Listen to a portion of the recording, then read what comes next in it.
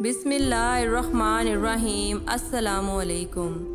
مکہ سے کچھ فاصلے پر یہودیوں کا ایک بہت بڑا عالم رہتا تھا اور اس کا نام تاریخی کتابوں میں ایس بن جرجیس بتایا جاتا ہے۔ وہ ایک جانا مانا عالم تھا اور مستقبل میں ہونے والے واقعات کی پیشن گوئیاں کرتا تھا۔ ایس بن جرجیس جب بھی مکہ مکرمہ جاتا تو قریش مکہ کو آگاہ کرتا کہ جلد تم میں ایک بچہ پیدا ہونے والا ہے جس کی پیروی سارے عرب پر لازم ہوگی۔ تمام قبائل اس کے سامنے پست تصور ہوں گے۔ وہ نہ صرف عرب پر حکمران ہوگا بلکہ وہ اجمی لوگوں کے دلوں کی دھڑکن بن جائے گا۔ اور اے مکہ والو، جب وہ پیدا ہوگا تو اس کے کندھوں کے درمیان مہر نبوت ہوگی اور وہ بچہ پیدائش کے 3 دن تک سخت تکلیف میں رہے گا، اور جب وہ اعلان نبوت کرے گا تو تم سب پر اس کی پیروی لازم ہوگی۔ جو پیروی نہیں کرے گا وہ اپنے مقصد اور آرزوؤں میں ناکام ہو جائے گا۔ کامیابی کا راز یہی ہوگا کہ اس کی نبوت پر ایمان لے آیا جائے۔ ایس بن جیس جب بھی مکہ جاتا تو نئے پیدا ہونے والے تمام بچوں کو دیکھ کر واپس لوٹ جاتا، اور آہستہ آہستہ اس کی بات اس قدر مشہور ہو گئی کہ مکہ والوں کے گھر جب بھی کوئی بچہ پیدا ہوتا تو اس کو لے کر مکہ کی سرحد پر ایس بن جرجیس کے پاس لے جاتے کہ شاید ان کا بچہ وہ مبارک بچہ بن جائے۔ حضرت عبد المطلب بھی اپنے پوتے کو لے کر اس یہودی عالم کے پاس تشریف لے گئے۔ اس یہودی کے ساتھ عبد المطلب کی کیا کیا باتیں ہوئیں اور وہ یہ کیوں کہتا تھا کہ وہ بچہ 3 دن تک سخت تکلیف میں رہے گا۔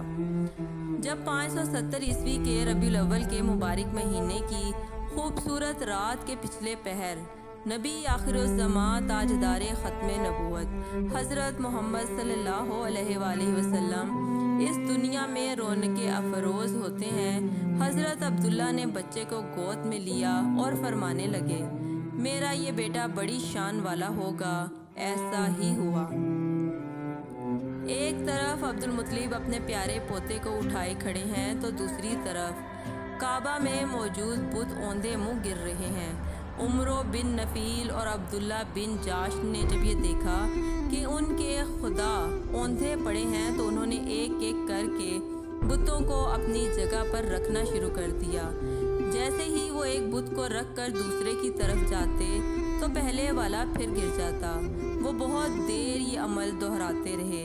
پھر ایک بت سے آواز آئی، آج ایک ایسے بچے کی پیدائش ہوئی ہے کہ جس نے مشرق سے مغرب تمام زمین کو روشن کر دیا ہے۔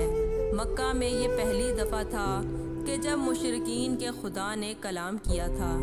اس طرح نوشیروان کا محل ہلنے لگا اور اس پر بڑے بڑے شگاف پڑ گئے۔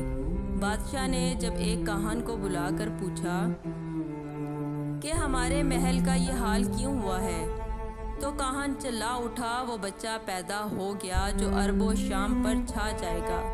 ایک روایت یہ بھی ملتی ہے کہ جس رات تاجدار کائنات حضرت محمد صلی اللہ علیہ وآلہ وسلم پیدا ہوئے تو اللہ پاک نے کسی کے گھر لڑکی پیدا نہ کی، لیکن اکثر مفسرین اس روایت کو کمزور سمجھتے ہیں۔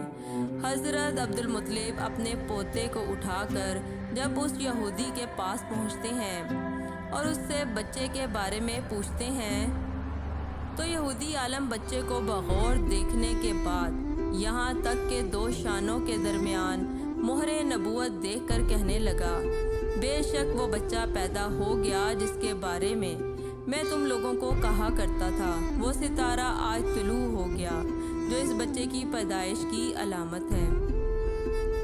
اور اس کی علامت یہ ہے کہ اس وقت اس بچے کو درد ہو رہا ہے، یہ تکلیف سے 3 دن تک رہے گا اور اس کے بعد یہ ٹھیک ہو جائے گا۔ راہب نے جو یہ کہا تھا کہ بچہ 3 دن تک تکلیف میں رہے گا تو اس کی تفصیل یہ ہے کہ آپ صلی اللہ علیہ وآلہ وسلم نے 3 دن تک دودھ نہیں پیا تھا۔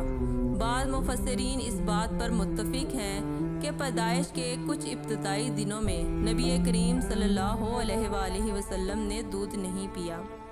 مورخین نے لکھا ہے کہ ابتدائی دنوں کے بعد سے لے کر اگلے 7 دنوں تک حضور اکرم صلی اللہ علیہ وآلہ وسلم نے اپنی والدہ ماجدہ حضرت بی بی آمنہ رضی اللہ کا دودھ پیا۔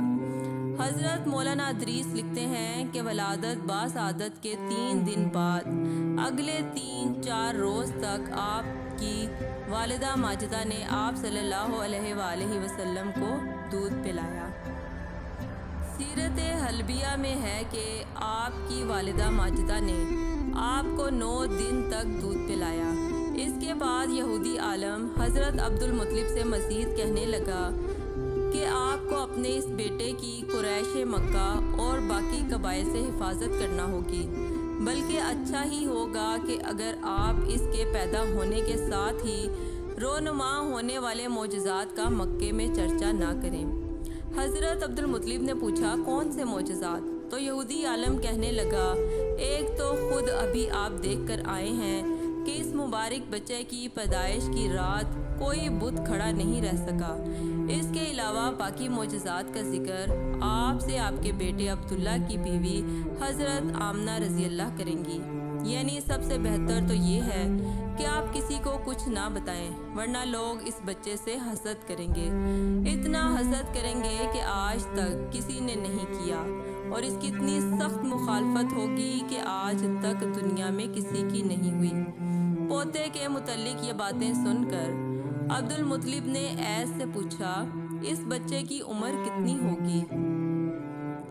یہودی نے اس سوال کے جواب میں کہا اگر اس بچے کی عمر طبی ہوئی تو بھی 70 سال تک نہیں ہوگی، بلکہ اس سے پہلے ہی 61 یا 63 سال کی عمر میں وفات پا جائیں گے، اور اس کی امت کی اوسط عمر بھی اتنی ہوگی۔ حضرت عبدالمطلب نے پوچھا آپ کو یہ معلومات کہاں سے ملی؟ وہ یہودی عالم کہنے لگا کہ بے شک تمام آسمانی کتابوں اور انبیاء کی پیشن گوئیوں میں ان سب باتوں کا ذکر موجود ہے۔ اللہ اکبر۔ اللہ پاک ہم سب کو نبی کریم صلی اللہ علیہ وآلہ وسلم کی شریعت پر مکمل طور پر عمل پیرا ہونے کی توفیق عطا فرمائے۔